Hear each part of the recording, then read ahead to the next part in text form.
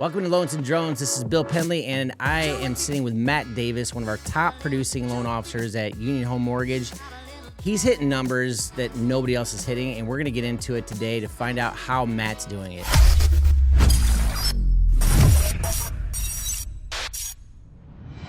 Matt, how's it going? It's going good. Awesome. Well, let's dive right in. So how did you get into the mortgage industry first? So actually when I graduated college, I told everyone there, asked me like, what do you want to do? And I was like, I just want to move out west. Yeah. Didn't know what I want to do. Just want to move out west, and graduated, or right before graduation, met a girl. And so stayed in India. I was like, well, I got to find a job, and found a dead-end job, moved in with my brother and sister-in-law. And shortly, I was about a month into it and realized it wasn't going anywhere. So my brother, he's been a loan officer for like 8 years at that point, and he was like, do you want to try this out? I was like, what is it? Like, I don't even know what a mortgage is. Yeah. And he's like, either you can go ahead and fend for yourself, or there's this guy that needs an assistant. So I met with him and worked for him for a year, and he did over 600 loans that year. Oh my gosh, that's crazy. What was it? So who was that? Ted Sherfick. Ted Sherfick. Yeah. Okay. So he was my first boss. So I was picking up dry cleaning. I was getting his lunch. I was doing everything. But I also started meeting with his clients. And so I came out a year later. I saw over 600 loans. It was, Oh my gosh, that's a good training ground. It was phenomenal. Yeah, we were kind of talking about that yesterday actually, with regards to like people getting in the industry, and if you have that many loans, you cannot help but learn the industry and what escrow. I remember my first year I got in the industry back in '98. I didn't know what an escrow account was for the first year. Yeah. So. Yeah. What year was that, by the way? That was in 2001. Okay. All right. So we're about the same. I was in 98. You were in 2001. So right before the big crash. So Yeah, a little bit. Yeah. a little bit, right? All right. So Ted Sherfick. So tell me how that first year went. It was stressful. Yeah. I mean, it was drinking from a fire hose. But I mean, he was great at like just kind of like delegating, pushing that off and putting trust. But I remember it's just a lot to learn. And then he was like, hey, I'm going to have you start meeting with my clients. This is pretty early. Yeah. And I was like, I don't even know what all these documents are. I don't even know what a mortgage is. And so I literally went ahead and I would tape record watching him meet with a client. And I'd watch him like go through document after document. And then I'd go home and I'd sit there, print it off the papers, and I'd like listen to it.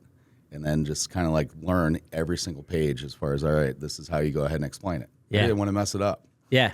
Yeah. So, but it was a lot. It was awesome. That's it's funny because that's what I did too. I put little sticky notes Yeah. on each page because back in the day it wasn't like you're reading electronic, stuff like you're reading today. Right. And a lot of it's just click a button. You don't even read it, right? But now back then it was like you had to physically put the paper in front of people And explain every single document, right? Yeah. Yeah, because now it's all DocuSign. You don't really meet with that many clients. Yeah. And back then it was all face-to-face, and it's like you really had to know it. Yeah. Yeah.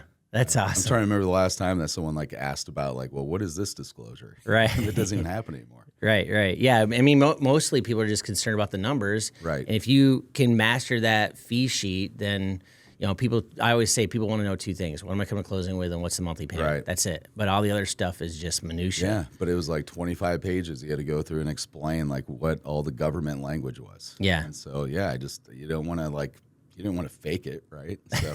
So I remember sitting there like on the weekend, I'm driving up to see, my fiance at the time, and I'm sitting there like in her apartment, like leafing through these pages, listening to these tape recorders. She's probably looking at me going, what the heck are you doing? But You're studying. You're studying. Right. It's kind of like marriage. You're studying. You have to study your wife to become the best husband, right? Yeah. Same with the mortgage industry. If you want to be the best at what your craft is, you got to study it. And that's what you were doing. Yeah, absolutely. What else did you do to learn the business? You know what? Todd Duncan was a big one. Yeah. So I got his CDs, and like driving down the road, I'd plug it in and just listen to him. Going on vacation, I'd sit there by the pool and just like kind of had the little CD or like the disc or whatever, the disc man, I think is what it was. Yeah. And sit there and just kind of listen to it, and it was just like being immersed with it. You just kind of like it's almost like then it becomes natural. It's like eating and breathing and so on. Yeah. So you were with Ted for how long until you kind of made That the first year.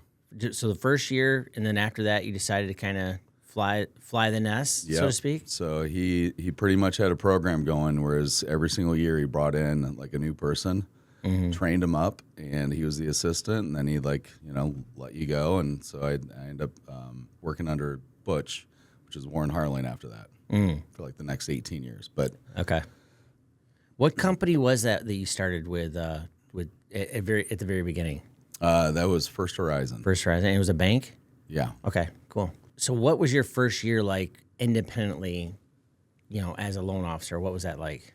Did you just hit it? Did you just get into the 120 million right away, or what happened? No, I actually, it was a pretty good year though, as I happened to make, luckily I got published that year as a top rookie. Wow. Okay. In the country as far as one of the top, 40 or so, and got into a magazine. But it was really I think it was working under Ted. Yeah. Just having watching 600 of these loans go through. Sure. Having a lot of knowledge and calling on refis and calling on realtors, but a lot of it was refinance. Yeah. So it was definitely some call sheets that are put in front of you. Yeah.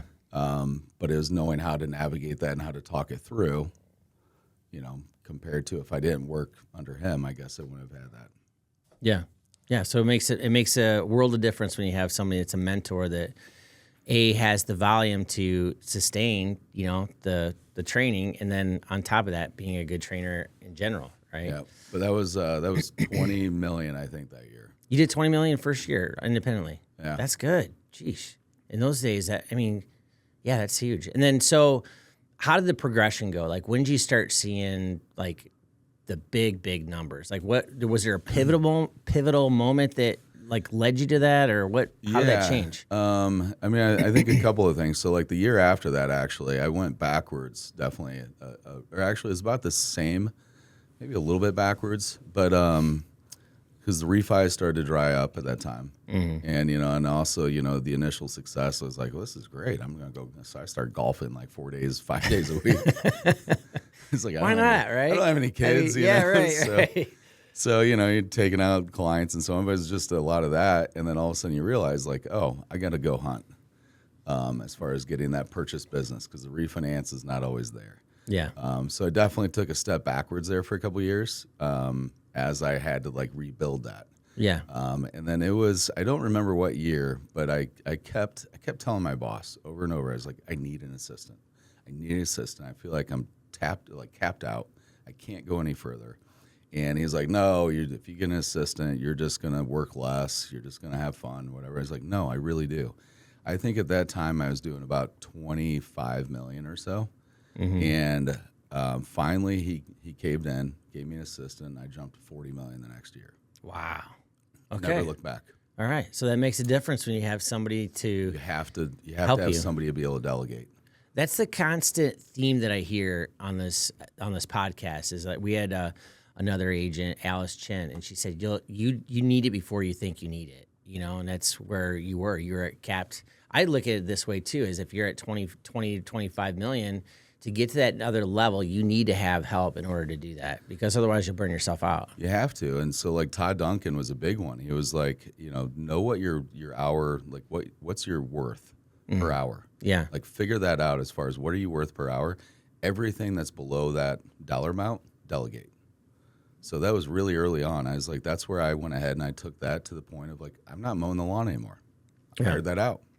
Why am I mowing it? Like, I can, but it's cheaper to go ahead and pay somebody else and have that time to be at, home with wife and kids and so on. That's great. I mean, honestly, because I started thinking about that, but then when you do that, you feel like, wow, what am I doing? Like I'm not the neighbor that's doing the lawn work. I'm looking at we have a guy in our neighborhood that does lawn. His lawn is the best lawn out there because he controls it, right? But I'm like, I don't have time for it. And it makes more sense for me to get a loan that pays for almost a full year of lawn service than it would for me to go out there and do that. It's just working smarter, not harder, right? Yeah, I mean that's so many. It's funny as you say that, the control as far as like loan officers.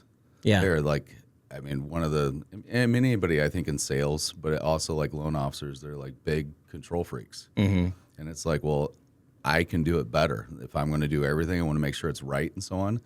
But if you do that, you get capped out as far as you can get to a certain volume. And again, that's what Todd Duncan was talking about, is like, you have to delegate that. And so like, you know, for me to go ahead and type in a loan into the system, it doesn't make any sense. Like, I'm not the best typer anyways. Like, there's so many other people that are better than me at that. Yeah. Like data entry. My assistants right now are laughing at me every time I try to type something. I always misspell something. I mean, thank God for ChatGPT, and then they also had another one that's out there. I can't remember what the name is, Grammarly or something like that. Yeah. So they're telling me to use all these things, but I'm like, even when on the way here, I'm trying to talk into my text message, just misunderstanding me. I'm like, what the heck? I'm not like talking a different language here. Oh, yeah. You know? In the same way. Yeah, so that you mentioned that, and that was one of the the key points that you mentioned a while back to me, is that you got to get out of data entry, because I'm striving to be in that world, like the volume that you have. Obviously, you're way ahead of me, but at the same time, I'm listening to kind of what you're doing, and you said get out of the data entry. So then I've created that for our team.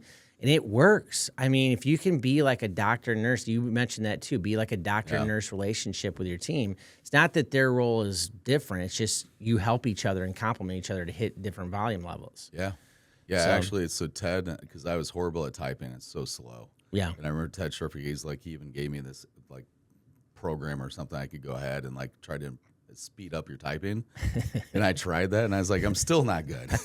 So like, why am I doing this? I'm like, I need to just have somebody put in all that for me. Like, there's no point in getting better, because my time is better spent talking to clients, talking to realtors, being in front of people, you know, talking about, not sitting there typing away. Right. So, well, thank God. I've always felt like a failure at typing. Like my teacher, I remember my high school teacher back in the day, Barb Keetzer.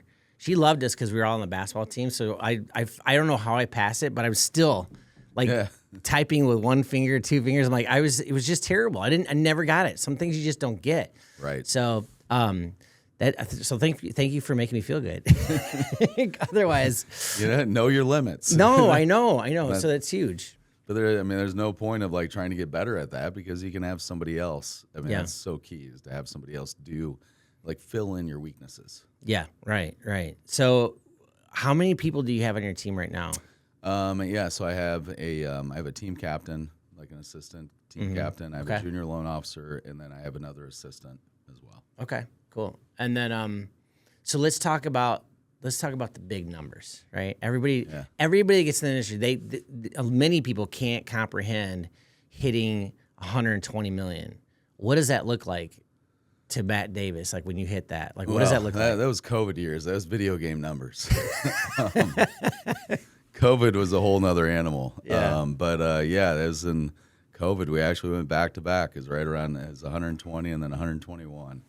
And then, you know what, though? The year after COVID, we still didn't have that far of a pullback. It was the biggest purchase year I had in 20 years, or like my 19 years at that point. And that was, we did, I think, 84 million that year. Wow. And most of that was purchases then, right? Yeah. That's insane. Over 70-something million purchase. Wow. That's awesome. So when you say, like, just for the layman term, like 120 million, it's just a number of a lot of people, right? What does that look like for helping families on a unit basis? So, like, how many people did you help in those years? Yeah, I think it was like around 450 loans per year. Yeah. Jeez, it's 450 families that you helped either get into a house or save money on there. Yeah. Wow. Okay, so what did that do to you? I was exhausted. Really? No, but I mean, it was great. But you did say something earlier, like before we got on, you said that was not. It burned you out, right? Or did it not? Yeah. No, I mean, it was great helping people, but at that clipping along, that helping that many people in a year, and especially COVID was just kind of a different animal too. Yeah. It was a little more labor intensive as well. Yeah. It's just we had to navigate in a different way than we did before. And it was tiring. It's like it kind of felt, there was definitely burnout. Yeah. for sure. Yeah. So you mentioned, you said, I don't really want to get to like 120 million again, just because of how it did impact you in a personal way. So how do you create balance now from coming off of something like that? Because I think a lot of people coming out of that world of COVID, and then also, we were hitting some pretty big volumes. Like, how do you balance your life? Well, yeah. Well, I mean, even going back to that, is I even had a smaller team at that time too. Yeah. So doing that with just a junior loan officer who just got in the business, and then having one assistant. Oh, geez. So it was a lot. So Yeah. I think now with having, one more person even makes a big difference, but it's a lot. But as far as like trying to handle the balance, that's a delicate, I mean, it's hard with this industry because it's constantly changing. Yeah. You try to set those boundaries, but it's not the easiest thing. Their job isn't like a 9 to 5. And I think our industry, I don't know, have you seen the same thing where it's like, it's becoming more and more like a quickie mart 24/7? Mm-hmm. Yeah. I mean, it doesn't matter what time of night, like you're getting the text at 9 o'clock at night and like, hey, I'm trying to write an offer right now. Yep. I need a pre-approval. Yeah, that actually happened last night and this morning. So this morning I have a client who's trying to get a non-warrantable condo, financed through a bank, and the bank's wasting their time with it. And I go, no, you can't. They were trying to send it down one avenue, and I knew it was going to fit. And so she texted me at like 6 o'clock in the morning. So there you go. It doesn't matter. Yeah. It It doesn't stop. So I don't know. I'm still trying to figure that out as far as setting those boundaries and trying to do the balance, I guess. Yeah. Well, you have an amazing wife. Her name's Laura too. So my wife's name is Laura. And I think that says a lot too, that if the spouse understands your business and your world, is that something that our wives could talk to each other and probably go, oh yeah, I get that, Right. So yeah, no, I mean, it's very patient and understanding. I mean, it becomes hard at times, but it's kind of the thing that you sign up for, right? Mm-hmm. No, I mean, she's been awesome along the way. Yeah. As far as understanding, you have to step away and take those calls. But the one thing that I really, and she tells me this because she's better at probably telling me than me recognizing, I guess, is she's like, the one thing for me is when I'm with the kids is like very intentional. And it's like, it's the quality of the time. Maybe not the quantity sometimes, right. But the quality is that I go ahead and shut everything off, and I'm making sure that I'm very like in tune and with them, and spend that time. So I guess part of that is like the balance. Yeah. The ratio of time may not always be great, but it's like if you can at least be like very purposeful during that time that you're with them. Right. Or with the family. Yeah. No, I get that. This thing is just, it can be good, but it can also be evil in some capacity when you're constantly looking at this and your kids want I wish your we attention. all went back to flip phones. Yeah, I know. It's like because you have the social media, you have the Yep. email, you have text. Not only that, but you have the actual phone itself, right? If we could just go back to simple life, it'd be, So you probably, so when I got in the business, it was a matter of like you came into the office, I remember Monday morning, and the receptionist would hand you like little Post-it notes of like your calls. Yeah, Like, if I you were do out, remember like, that. Friday afternoon or something. And she'd literally like hand you, here's the missed calls that you had, and you'd call them back Monday morning. I totally forgot about that. That's a blast from the past. And I remember too is like, like golfing with my, dad or something. It's like you're out there. He wasn't getting phone calls. Mm-hmm. It was like you actually had quality time. You're like just hanging out, and like there weren't any distractions, just talking. Now I'm the one. I go golfing with my dad, and I'm on the phone. Yeah, and I'm getting like blown up, and he's sitting there looking at me like you're on your phone a lot. And I'm like, it's just weird how that shifted, right? Yeah. So I would love to go back to just some of the technology. It's great. You can get back to people right away. Right. But it makes it harder to set those boundaries. Well, yeah, I mean, everything's a click of a button. You can get something today if you wanted to from Amazon. And that's the way people are now making sure that we were talking about this last night. Like the way that we treat people in the service industry. We're in a service industry, and we get treated just with so much lack of respect because people need their answers right now. Not all the time, right? But sometimes you get those people that if I can get something on Amazon, within hours, I should be able to get on approval with Well, it. yeah, and I think that's where our society has become so like now, like it's ingrained, and it's like in all the commercials, it's always in our face, like, well, get your quote within 30 seconds, right, for your insurance or for your mortgage or whatever it is, and so everyone expects it just now. But I think what people don't realize is like how much that we're going through trying to service our clients and trying to do the best that we can, and like trying to for me is I pour everything into it. Yeah. But it's the magnitude of all the the calls coming in, or just the inquiries, and people are expecting that right answer right away. Right. And to feel like you're not like rushing as well. Right. And that becomes difficult. Yeah. And so I don't know. It's been a big shift here in the last number of years, I guess. Yeah. So what does your typical day look like? Like as far as getting up in the morning, are you an early riser, work late? Not as early as I'd like to. What is not as early as my wife. My wife would like me as well, probably. You know what? So honestly, for me, is I'm definitely later. I get up probably around 7:30 or so. That's not bad. So yeah, it's still good. maybe 8 sometimes, but but no, I guess for me is because by the time I come home, I'm hanging out with the kids for the night, and trying just hanging out with them, and then I'm hopping back on emails to catch up from the day. So I may be online until 1 or 2 or 3 in the morning at times. Oh my gosh, really? So you're late? Yeah, I used to do that too. I mean, I haven't been on there I've been trying to get to bed right around 9:30, 10. Yeah. It usually kind of floods into like 11 or 12, and then I'm trying to get up early, but it doesn't work all the time. Yeah. I mean, I think if I can get up at 6:30, it's great, but it's been like the kind of the norm, but I wish I could get up earlier. I'm just not a morning person, and it probably doesn't help that I'm up till 1 or 2 in the morning. Right. I think it's either or. I think it works for. Like I had somebody in here, the same agent I was telling you about. She gets up at 4:20 every morning. That's insane. Yeah, 4:20, and then she goes to Orange Theory at 5, and then she's in the office by 7, and then she's like, it's super quiet. And yeah, it is nice. Like those days that I actually do get up and get in, and it's nice to not have all the distractions and so on.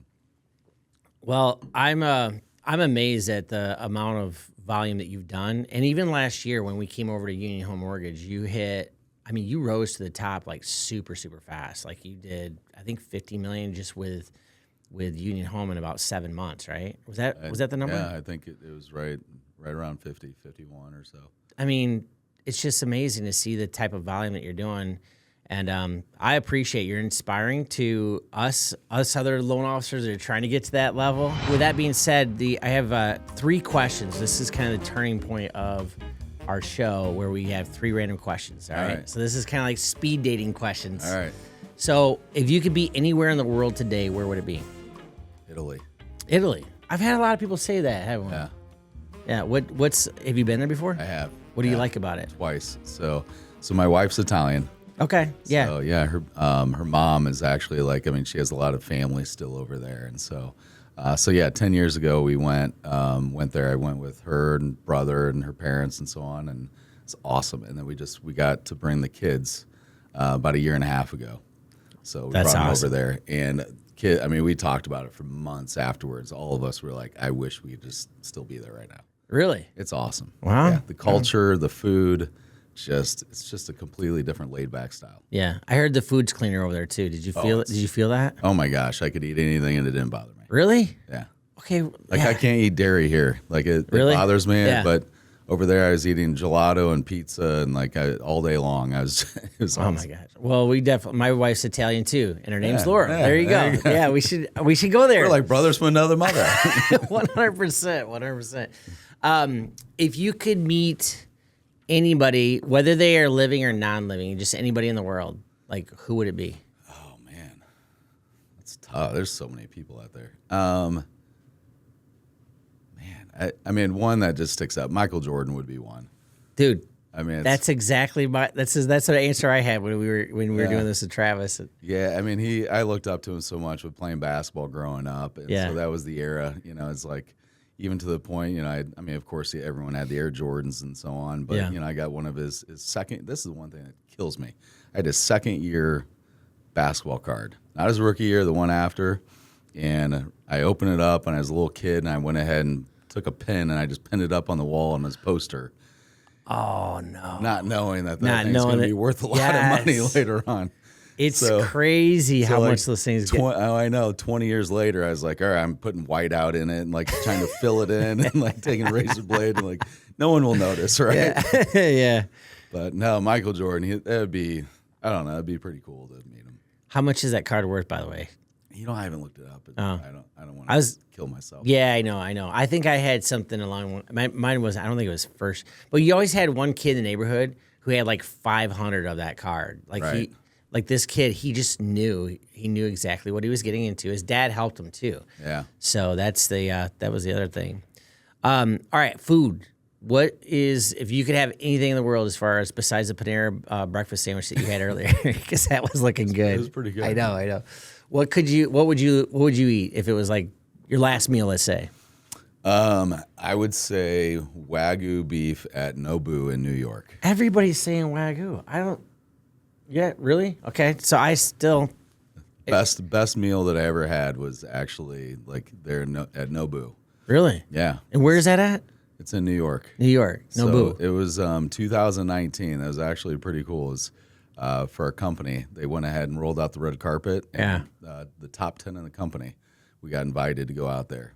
That's awesome. So I sat with actually next to Sanjeev. He was the CEO of our company Yeah, there, Caliber, and sat next to him. And they just kept bringing plate after plate after plate of like sushi and everything, and the Wagyu, and that place is unbelievable. Oh my gosh. Okay. Well, Best food I've ever had. my family lives over in Connecticut, so we'll have to kind of make a little trip up there to New Guessing York. it's not cheap because we're walking through and there's like celebrities hanging out. Oh, then never mind. I'll have to. Well, maybe someday. I don't know. We'll see. Yeah. That's a bucket list, right? I mean, it makes the meal that much better when you're not paying for it too. Yeah. Right. That's awesome. Well, Matt, it's been a pleasure. If anybody, so he's down in Fishers, Indiana. So, how far is that from Indianapolis? It's right there next to Indy. So it's right a there. suburb of Indianapolis. Okay. So, if anybody wanted to get a hold of you today, as far as mortgages, how can they get a hold of you? I mean, either email, which is mattdavis@uhm.com, or my cell phone. So definitely give that out all the time, 317-517-6534. Awesome. Well, we will see you on the next time. And I appreciate you coming up. This is like dream come true of us. I thought about it for so long, but I didn't know if you were ever going to make it up to Chicago. And you made it up this weekend, and we just made it happen. So thank you so much for No, coming. I appreciate you having me. This is great seeing you, as always. Yeah, awesome. Well, we'll see you on the next episode of Loans and Drones. Talk to you soon.